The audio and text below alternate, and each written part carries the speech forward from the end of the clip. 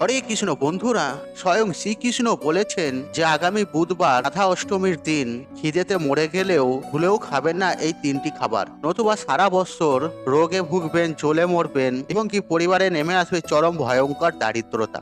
এমনকি গৃহ থেকে সুখ শান্তি সমৃদ্ধি সবকিছু চিরতরে বিদায় নেবে। বন্ধুরা, আগামী বুধবার রাধা অষ্টমী। প্রতি বছর ভাদ্রপদ মাসে শুক্ল পক্ষের অষ্টমী তিথিতে রাধা অষ্টমীর উৎসব অত্যন্ত ধুমধামের সাথে পালিত হয়। আর ধর্মীয় বিশ্বাস অনুসারে ভাদ্রপদ মাসে শুক্ল পক্ষে অষ্টমী তিথিতে রাধারানীর জন্ম হয়েছিলেন। এই রাধা অষ্টমী রাধা জয়ন্তী নামেও পরিচালিত। আর কিছুদিন আগেই পালিত হয়েছে জন্মাষ্টমী। আর ভাদ্র মাসের কৃষ্ণ পক্ষে অষ্টমী তিথিতে শ্রীকৃষ্ণের জন্ম। তার ঠিক 3-15 পরেই হচ্ছে রাধা রানীর জন্মতিথি। আমরা প্রত্যেকেই জানি যে শ্রীকৃষ্ণের জন্মতিথি অর্থাৎ জন্মাষ্টমীর ব্রত পালন করলে জন্মান্তরের পাপ ক্ষয় হয়।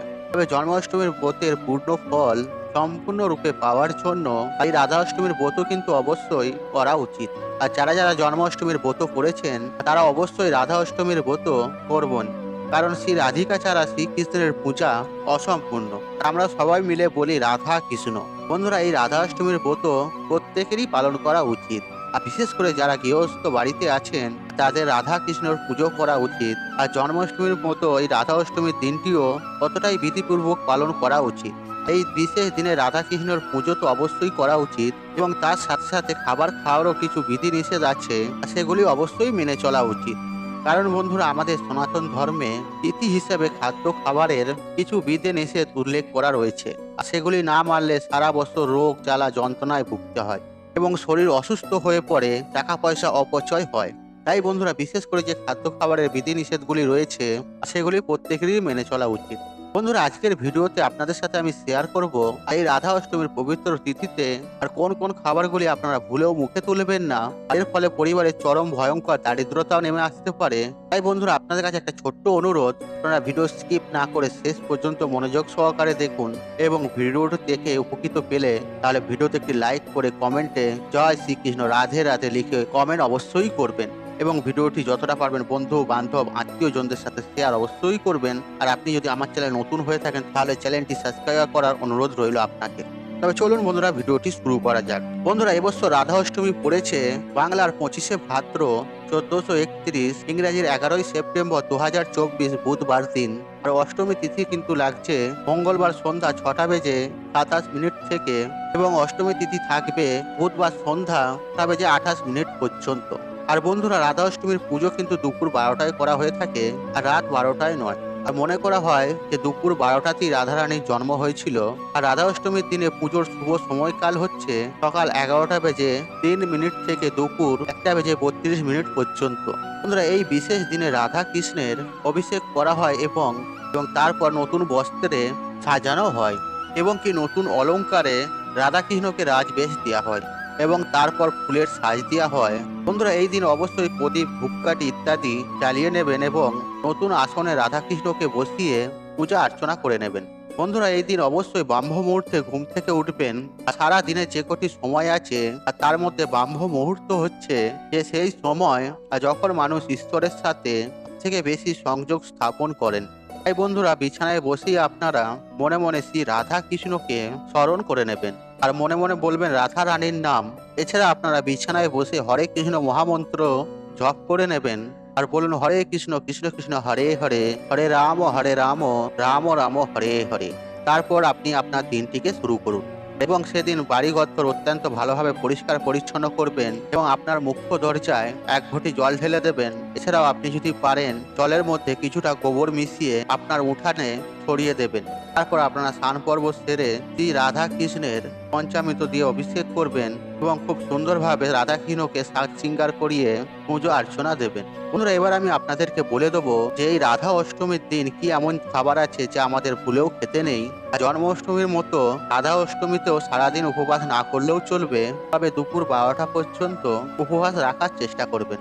আর রাধা কৃষ্ণের উপবাস সাধারণত দুপুর 12টা পর্যন্ত করা হয় এবং পুজোর শুভ মুহূর্ত আমি আগেই আপনাদেরকে বলে দিলাম।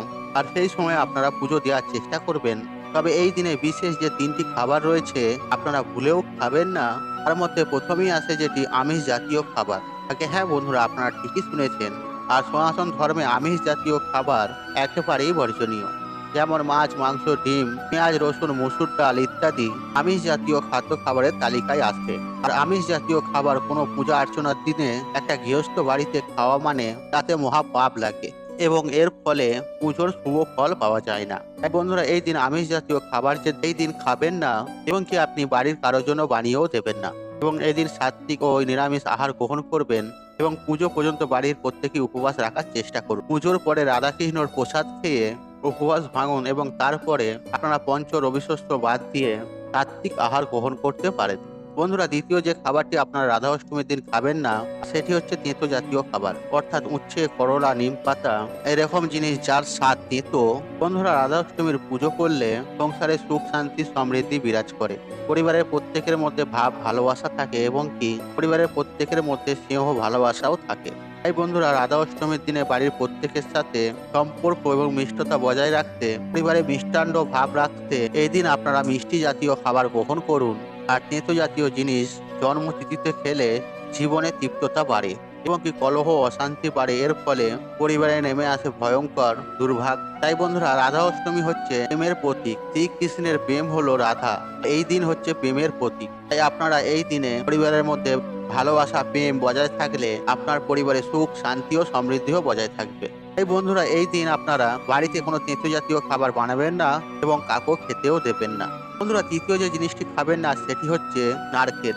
এখানে হয়তো আপনার মনে প্রশ্ন জাগতেই পারে, আমি অষ্টমীর তিথিতে কেন নারকেল খাবো না, নারকেলের নাড়ু বানিয়ে তো ভোগও দেবো। বন্ধুরা, আমাদের সনাতন ধর্মে তিথি হিসেবে কিছু কিছু সবজি, ফল খাওয়ার বিধিনিষেধ আছে। আর নারকেল সেরকমই একটি ফল যে অষ্টমীর তিথিতে খাওয়া চলে না, এবং তার মানে এই নয় রাধা অষ্টমীতে রাধারানীকে ভোগে নারকেল নাড়ু দিতে পারবেন না। আপনারা নারকেল নাড়ু দিন সেটি পরের দিন অর্থাৎ নবমীর তিথিতে দেবেন। এছাড়াও বন্ধুরা, আপনারা এই দিন যে খাবারটি খাবেন না সেটি হলো ক্ষীরের পাটিসাপটা। আর রাধারানীর প্রিয় খাবার হচ্ছে ক্ষীরের পাটিসাপটা। এখানে হয়তো আপনাদের মনে প্রশ্ন জাগতেই পারে যে আমরা কি ক্ষীরের পাটিসাপটা খাবো না। বন্ধুরা, এটা নয়, আপনারা রাধারানীকে ক্ষীরের পাটিসাপটা ভোগ নিবেদন করে তারপর সেটি আপনারা প্রসাদ রূপে খেতে পারেন। বন্ধুরা, আরেকটি সবজি যেটি খাবেন না সেটি হচ্ছে লাউ। হ্যাঁ বন্ধুরা, আপনারা ঠিকই শুনেছেন, কারণ বন্ধুরা, ভাদ্র মাসে লাউ এবং মাঘ মাসে মূলো খেলে অর্থ নাশ হয়। তাই বন্ধুরা, এই দুটি সবজি এই 2 মাসে এড়িয়ে চলুন। তাই বন্ধুরা, রাধা অষ্টমীতে লাউ বর্জন করা একান্তই জরুরি। এছাড়া নারকেল বর্জন করুন, উচ্ছে বর্জন করুন। বন্ধুরা, আরেকটি জিনিস যেটি বর্জন করবে সেটি হচ্ছে আর সবজি না হলেও যে কোনো জন্মতিথি বা মঙ্গল দিনে খাওয়া উচিত নয়। আর সেটি হচ্ছে যে কোনো জাতীয় পোড়া জাতীয় জিনিস, যেমন ধরুন রুটি বা পোড়া বেগুন ইত্যাদি ইত্যাদি। এগুলো কখনোই অমাবস্যা, পূর্ণিমা বা জন্মতিথিতে খাওয়া উচিত নয়। যেহেতু রাধারানীর জন্মতিথি হচ্ছে রাধা অষ্টমী, তাই সেদিন কোনো পোড়া জাতীয় জিনিস খাবেন না। এর ফলে কপালে দুর্ভাগ্য নেমে আসে। বন্ধুরা, এই দিন সাত্বিক আহারের সাথে সাথে সাদা নুন বর্জন করে সন্ধক লবণ দিয়ে বানানো সাত্বিক আহার গ্রহণ করুন। বন্ধুরা, আশা করছি এই ভিডিওটি আপনাদের ভালো লেগেছে। তাহলে ভিডিওতে একটি লাইক করুন, কমেন্ট করুন, শেয়ার করুন এবং বন্ধু বান্ধব, আত্মীয়জনদের সাথে শেয়ার অবশ্যই করুন। মনে রাখবেন, আপনার একটি শেয়ার অনেক মানুষকে উপকৃত করে তুলতে পারে।